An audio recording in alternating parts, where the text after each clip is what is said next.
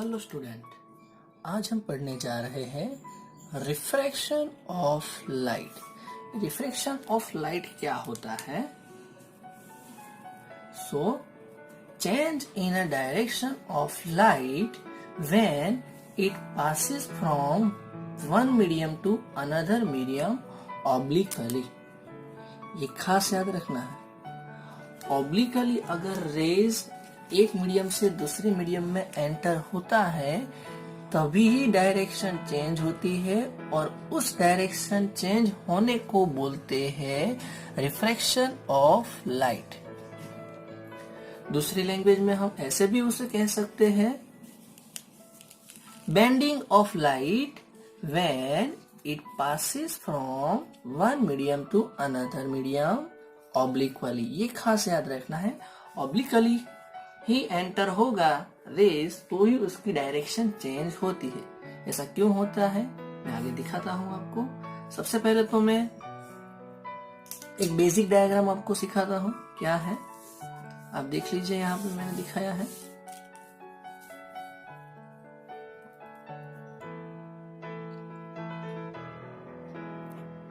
चलो, तो पहले तो मीडियम में क्या क्या होगा। मीडियम में होगा मे बी एयर हो सकती है, ग्लास हो सकता है, वाटर हो सकता है, ऑयल, केरोसिन और एक्स्ट्रा जो भी लाइट को पास होने देते हैं वो सभी मीडियम कहलाते हैं। यहाँ पे मैंने दो मीडियम लिए हैं, एक मीडियम एयर है, दूसरा यहाँ पे वाटर है। और ये सरफेस पे ये लाइट का रेज है जो ऑब्लिकली आता है।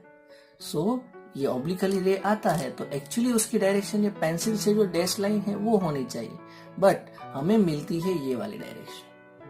तो मीन्स ये जो लाइट का रे था वो इतना बेंड हुआ, और इस बेंडिंग प्रोसेस को ही कहते हैं रिफ्रैक्शन ऑफ लाइट। ओके, यहाँ पे रे एओ को हम क्या कहेंगे? Incident ray. ओबी को रिफ्लेक्टेड रे। ओ है हमारा point of incidence.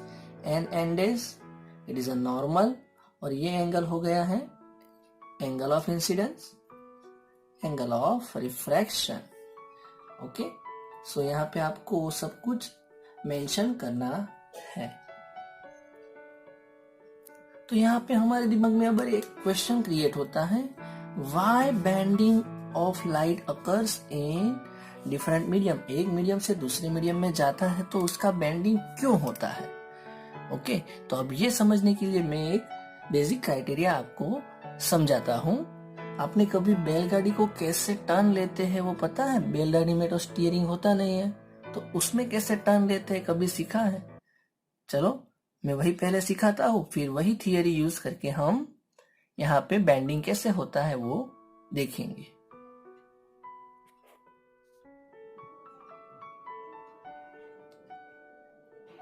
Hello friends, आज मैं आपको ये सिखा रहा हूँ कि बैलगाड़ी में टर्न कैसे लेते हैं। आपको लगेगा कि ये सर तो अभी साइंस पढ़ा रहे हैं और ये बैलगाड़ी वाला कंसेप्ट क्यों लाए?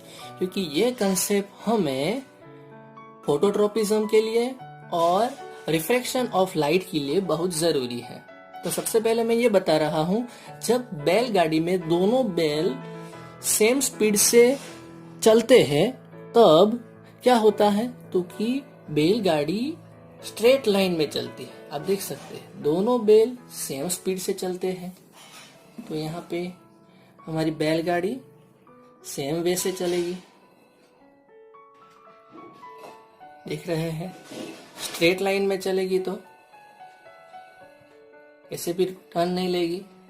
बट दूसरी कंडीशन अब दिखा रहा हूं।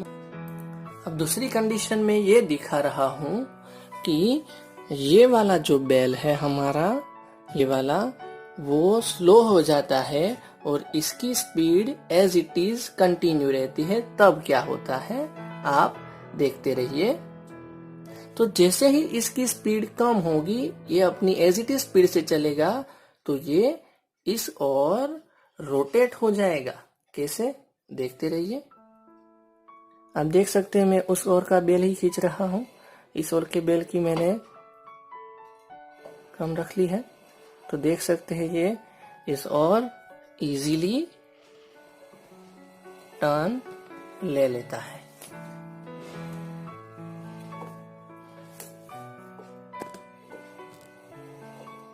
ओके, अब दूसरी कंडीशन सिखाता हूं।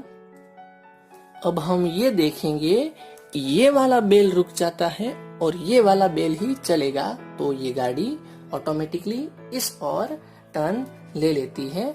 देखिए मैं सिर्फ ये वाले बेल को मूवमेंट कर रहा हूँ, इसको मैं नहीं कर रहा हूँ, तो सिर्फ इसको खींच रहा हूँ। ऑटोमेटिकली मेरी गाड़ी इस साइड रोटेट होने लगती है। सो उसी कंसेप्ट से हमारा रिफ्रैक्शन ऑफ लाइट अब हम पढ़ते हैं। तो फ्रेंड्स, आपने सीख लिया है कैसे बैलगाड़ी टर्न लेती है, क्योंकि उसमें दो में से एक बेल का स्पीड कम हो जाता है, उसी वजह से टर्न लेते हैं। इसी में भी बेंडिंग इसलिए होती है क्योंकि स्पीड चेंज हो जाती है। वो कैसे होता है मैं दिखाता हूँ आपको डिटेल में। यहाँ पे आप एज्यूम कर लीजिए एयर में से लाइट का रे एंटर हो रहा है, ये ग्लास का ब्लॉक है दोनों की, ओके दोनों मीडियम अलग है इसलिए रिफ्लेक्शन तो होगा ही। सो ये रे दिख रहा है single, but it is a bundle of rays. Okay यहाँ पे मैंने दिखाया है, देखो सेम टू सेम ये, तो it is a bundle of rays. सभी रेज एक साथ आते हैं, ऑब्लिकली आते हैं। ओके तो यहाँ पे ये वाला रेज है, उसको ए देखेंगे हम, इसको हम बी डिनोट करेंगे, सभी एक साथ आते हैं। तो आप देख सकते हैं जैसे ही वो एंटर होता है, तो यहाँ पे आप देख सकते हो ए वाला रेज है वो ग्लास के अंदर एंटर हो चुका है, जबकि बी वाला रेज ग्लास के अंदर एंटर नहीं हुआ है। तो ए है वो सबसे पहले स्लो हो जाएगा, slow first.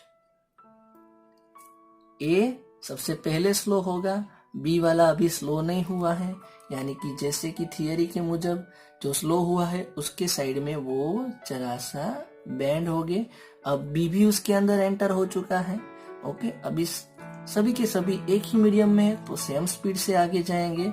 So means B है वो स्लो एट लास्ट, सबसे लास्ट में स्लो हुआ। अभी ऐसे ही वो एक साथ आगे जाएंगे। अब इस पॉइंट पे आप देख सकते हो ग्लास में से ए रेज बाहर आ गया है, बाहर आया है। ग्लास के अंदर उसकी स्पीड स्लो थी, एयर में उसकी स्पीड ज्यादा थी।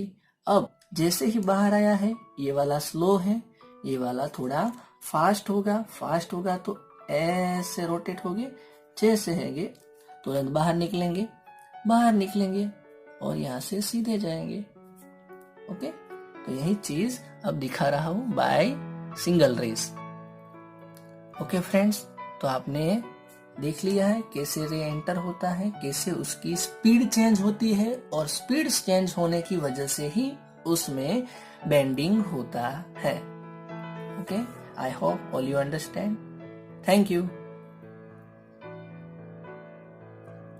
हेलो फ्रेंड्स, अब हम देखेंगे कि अगर लाइट का रेज परपेंडिकुलर आता है तो क्या होता है। तो हम देखेंगे यहाँ से लाइट की रेज परपेंडिकुलर आ रहा है, it is a beam of light. So यहाँ पे आप देख सकते हो ए एंड बी सभी एक साथ डिफरेंट मीडियम में एंटर होते हैं, यानी कि दोनों की स्पीड एक साथ चेंज होती है। दोनों की स्पीड एक साथ चेंज होती है मीन्स अब वो डायरेक्शन नहीं चेंज करेंगे और उसी डायरेक्शन में सीधे निकल जाएंगे। तो याद रखना है, इसलिए हमने वर्ड ऑब्लिकली यूज किया है कि ऑब्लिकली आएंगे तो डायरेक्शन चेंज होगी, परपेंडिकुलर आएंगे तो डायरेक्शन चेंज नहीं होगी। Thank you.